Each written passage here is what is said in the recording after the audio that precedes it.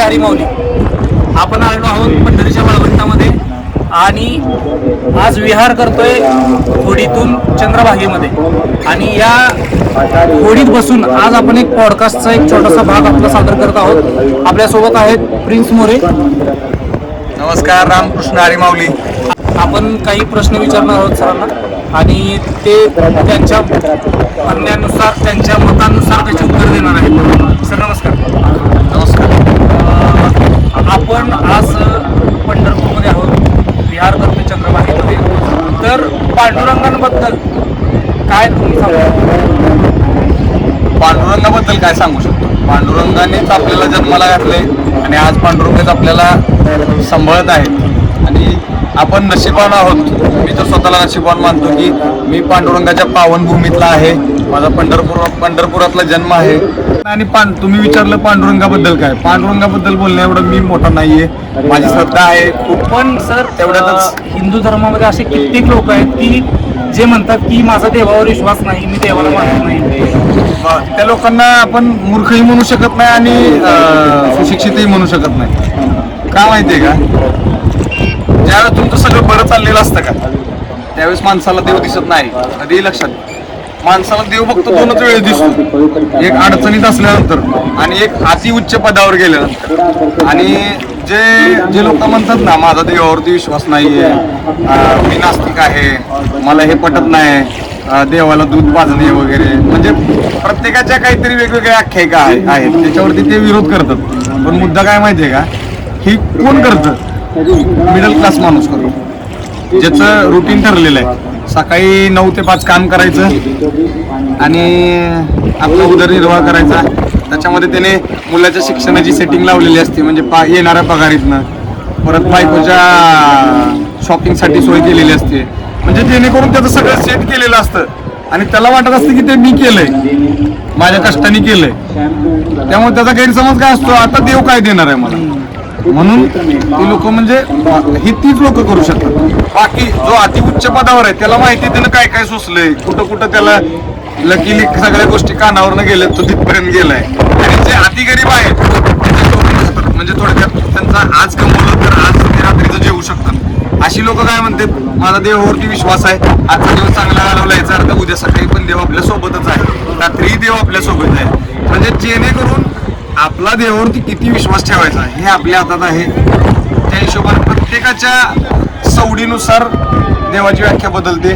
फक्त गरीब आणि अति उच्च कोटीवरचा माणूस फक्त देवाला चांगल्यातही बघतो आणि वाईटातही बघतो आणि देवही त्यांच्याकडे बघतो. लक्षात घ्या. तुम्ही आता बोलताना म्हणले सर की मिडल क्लास लोक जे त्यांनी व्यवस्थित सेटिंग लावून ठेवलेली असते, तर अशा लोकांना वाटत असतं की मी सगळं केलंय, पण हे सगळं खरंच त्यांनी केलेलं असतं. गैरसमज आहे. तुम्हाला सांगितलं काय विषय माहिती का?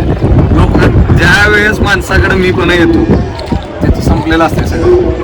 कारण देवाचा जो आदेश असतो त्याच्यानुसार हे सगळं चाललेलं आहे. आपला गैरसमज आहे. तुम्ही कधीही म्हणू शकत नाही की आता मी म्हणू शकत नाही की मी इथं आलोय, माझं मी आलोय, मला देवाने आणले.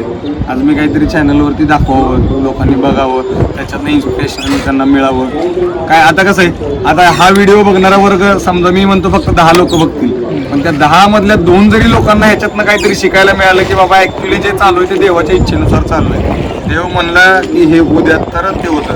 त्यांची इच्छा अग्रस्थानी. बाकी कर्म करत राहणे हा आपला भाग आहे. त्याचं फळ कसलं असतं, तुम्ही चांगलं कर्म केलं चांगलं कर्म फळ मिळणार आहे आणि दुष्कृत्य केल्यानंतर तुम्हाला माहितीच आहे. साक्षीदार आहेत अशी बरेच कोट्याधीश लोक आहेत ती, त्यांची अब्जावधी रुपयांची प्रॉपर्टी आहे, पण त्या लोकांना त्यांच्या घरात राहता येत नाही. उदाहरणार्थ आपले विजय माल्ल्या वगैरे किंगफिशरचे बघताय. म्हणजे ज्या लोकांना मस्ती येते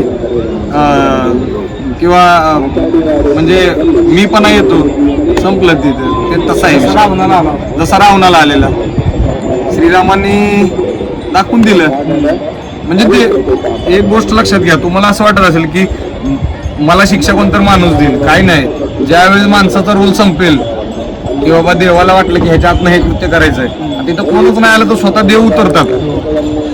पण त्या गोष्टीला एकदम पूर्णत्वास नेतात आणि दाखवतात की देव कशासाठी श्रेष्ठ आहे. प्रत्येक गोष्टीसाठी देवाने हातचे राखून ठेवलेले आहेत. पण देवानी कुणाला कमी कुणाला जास्त अशा प्रमाणात दिलं असं वाटतं? मी तुम्हाला सांगितलं ना, कर्माचा भाग आहे. तुम्ही कर्म करत राहा. तुमच्या पाठीमागच्या जन्माचं पुण्य पाप ह्याच्यावरती बऱ्याच गोष्टी अवलंबून आहेत. आणि मी पणा सोडा, सगळ्या गोष्टी नॉर्मल एकदम तुम्ही करू शकता कुठल्या लेवलला. फक्त तुमच्याकडे हे पाहिजे की मी नाही, जे काय आहे ते ईश्वराच्या कृपेने ईश्वराच्या इच्छेने चाललंय. असं चाललं तर सगळं ओके आहे बघा. हा माझा समज आहे, कारण मी पण त्या फेजमधनं गेलोय. आणि आज माझ्याकडे खूप चांगले मित्र आहेत माझे, कमी आहेत पण एकदम क्वालिटीचे आहेत. बाकीच्या गोष्टी तर मी पैसे देऊन काम करून घेतो. पण भाग सांगायचं म्हणजे देवाने जसं सांगितलं की तुम्ही एकतर चांगलं करा, नसेल चांगलं तर कोणाचं तर वाईट चिंतू नका किंवा वाईट करण्याचा प्रयत्न करू नका. तुम्ही जसं करणार तसं तुम्हाला फळ मिळणार. आता तुम्ही महाभारताचा विषय काढला म्हणून एक सहज प्रश्न विचारतो की श्रीकृष्णांनी अर्जुनाला गीता सांगितली, त्यानंतर गीता सांगून झाल्यानंतर अर्जुनाच्या पुत्राचा वध झाल्यानंतर सुद्धा अर्जुन शोक करायला लागला. तर मग खरंच असा प्रश्न पडतो की श्रीकृष्णांनी गीता अर्जुनाला सांगितली? काय आहे माहिती आहे का, श्रीकृष्णांची त्यांच्या मुखातून गीता ऐकण्याची तेवढी उंची कोणाचीच नव्हती. श्रीकृष्ण भरपूर दिवस ती गोष्ट शोधत होते आणि त्यांना वाटलं की बाबा अर्जुनाला आपण पकडू, कारण सध्या तिथं सगळ्यात हुशार अर्जुनच आहे. मग त्यांनी अर्जुनाला पकडलं. अर्जुनाला सांगितलं की बाबा मी या धर्मकार्यामध्ये तुला एक उपदेश देऊ इच्छितो, जे गीतेच्या माध्यमातून. मग त्यांनी गीता सांगितली. आणि जेव्हा अभिमन्यूंचा वध झाला तेव्हा अर्जुन रडायला लागले जोरजोरात.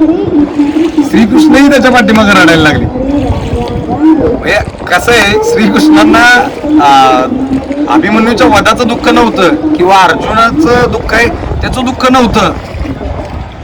श्रीकृष्णांना प्रश्न पडला की बाबा मी एवढी गीता सांगितली, सगळं सांगितलं की अर्जुनाला की बाबा या जगातलं तुझ्या हातात काही नाहीये आणि कुणी शेवटपर्यंत तुझ्यासोबत जाणार नाही, एवढं सगळं सांगूनही त्यांना ते काय समजलं नाही आणि पुत्रशोक आवरला नाही. त्यामुळं सांगायचं तात्पर्य असं की आपल्या हातात काही नाहीये, जे होणार ते त्यांच्या इच्छेने होणार आहे आणि हे असं चालत राहणार आहे. आणि ते एवढं सांगून पण लोकांना समजत नाही, म्हणून ते अर्जुन रडायला लागल्यावर श्रीकृष्ण पण रडायला लागले. पण असं म्हणतात की अर्जुन फक्त निमित्त मात्र होता गीता सांगण्यासाठी. श्रीकृष्णाला गीता रथावरती झेंड्यावरती विराजमान असलेल्या हनुमंतांना सांगायची. बरोबर आहे ना. काय विषय होता त्याच्या मागचा काहीतरी एक प्रसंग तुम्ही सांगत होता. मुद्दा काय होता, जेव्हा रामायण चालू होतं त्यावेळेस प्रभू श्रीरामांनी रामायण ज्यावेळेस रावणाचा वध झाला आणि तिथे त्यांच्या अवताराचा विषय थांबला, त्यावेळेस त्यांनी हनुमंतांना सांगितलेलं की बाबा तुम्हाला पुढच्या जन्मामध्ये तुम्हाला थांबायचंय, तुमच्याकडे काम आहे, कारण धर्मकार्यामध्ये तुम्हाला योगदान द्यायचंय. 8 चिरंजीवीमधले 8 चिरंजीवीमध्ये एक स्वतः प्रभू हनुमंत आहेत. मग हनुमंत म्हणले ठीक आहे देवा म्हणले, तुम्ही सांगताय म्हणल्यानंतर मला काही विषय नाही, फक्त पण माझी एक इच्छा आहे की मला नामस्मरण करायचं, तुमच्या नामामध्ये दंग राहायचंय. मग त्यासाठी काय, मग ते म्हणले आता मी काय करू शकतो प्रभू श्रीकृष्ण. आता त्यांना तर सगळं माहिती आहे, पण त्यांनी भक्ताकडनं घेतात काढून. भक्ताच्या विचाराची उंची, त्यांचा सध्या मनस्थिती सगळं चेक करतात देव आणि अंततः तुम्हाला फळ मिळतंच. मग त्यांनी म्हणलं मी काय करू शकतो बाबा. तर हनुमंतराय म्हणले की देवा मला तुम्हाला गोष्टी सांगत राहाव्या लागतील युद्धाच्या दरम्यान. गोष्टी मला त्या गोष्टींमध्ये सांगून मला तुमचे शब्द कानावर पडतील आणि तुमचं नामस्मरण करण्यामध्ये मला आनंद मिळेल. मग त्यांनी ते तथास्तु म्हणून त्यांचं ते मान्य केलं आणि मग ते पुढं रथावरती स्वार झाले. त्या रथामध्ये पण काही जीव नव्हता, कारण कर्णाच्या बाणा पुढं टिकल असा रथच नव्हता तो. फक्त प्रभू हनुमंतराय वरती बसलेले म्हणून तो रथ अजय होता. ते तुम्हाला माहिती असेल, कारण शेवटी ज्यावेळेस हनुमंतराय उतरले तिथनं त्यावेळेस ते उतरले सगळं स्फोट झाला, म्हणजे रथ उद्ध्वस्त झाला असा विषय. त्यामुळं लक्षात घ्या. ही जी रामायणाला धरून आख्यायिका आहे महाभारताची, तशी अजून एक आख्यायिका महाभारतामध्ये जी रामायणाला धरून आहे ती म्हणजे गोवर्धन पर्वताची. तर त्याबद्दल काय सांगता? तर गोवर्धन पर्वताचा असा विषय की सेतू बांधायला चालू होता रामायणामध्ये. मग ते प्रभू श्रीरामाने सगळ्यांना कामं दिलेली की कारण तिथं तर एवढी दगडं अवेलेबल नव्हती, म्हणजे उपलब्ध नव्हती की बाबा पटकन सेतू तेवढ्यानं होईल. मग जायचं प्रत्येक इकडं जावा, इकडं दाही दिशांना सगळे पसरवले लोक त्यांची जे कॅपेबल होते. त्या लोकांना सांगितलं की पटापटा दगडं घेऊन या, मोठमोठे पहाडावरचे दगडं घेऊन या. मग ते गोवर्धन पर्वत पर्यंत हनुमंतराय गेले. त्यांनी पर्वत उचलला आणि त्यांना ते लगेच फुलपाखरं सोडून जेवढी दगडं लागतेच सेतू बांधायला तेवढी झाल्यानंतर प्रभू श्रीरामाने सांगितलं की सगळ्यांना संदेश पाठवा की दगडं पुरेशी झालेत, आता बास करा, दगडं काय आता लागणार नाहीत. मग ते त्यांना मेसेज मिळाला अर्ध्या वाटेत असतानाच. मग त्यांनी पर्वत खाली टेकवला हनुमंतरायाने आणि म्हणले ठीक आहे, म्हणले काम झालंय आपलं आणि आम्ही निघतो. गोवर्धन पर्वत एकदम चिडले गोवर्धन देव. ते म्हणले शक्यच नाही म्हणले असं जाणं, मी जाऊ देणार नाही, मला माझ्या प्रभूला भेटायचंय म्हणून मी तिथपर्यंत यायला लागलोय. प्रभूचा पदस्पर्श मला झाला पाहिजे तर तुम्ही इथनं जाऊ शकता, नाही तर तुम्हाला मी जाऊ देणार नाही, असं त्यांचं म्हणजे वाद चालू झाला.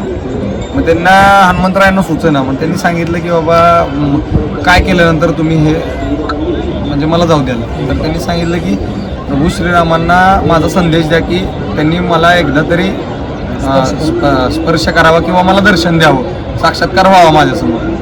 मग त्यांनी सांगितलं की बाबा मी विनंती करतो देवाला तुमच्यातर्फे आणि मला जाऊ द्या, नक्की तुम्हाला शब्द देतो असं दिल्यानंतर मग ते गेले आणि हनुमंतरायांनी ही सगळी गोष्ट सांगितली प्रभू श्रीरामांना. आणि मग प्रभू श्रीरामांना ते बोलले, प्रभू श्रीराम बोलले की हो ठीक आहे, याच्यावरती आपण काम करू आणि नक्कीच तुम्ही दिलेला शब्द आपण पाळण्याचा प्रयत्न करू असा हनुमंतरायांना त्यांनी शब्द दिला. आणि ते ज्यावेळेस श्रीकृष्ण अवतारामध्ये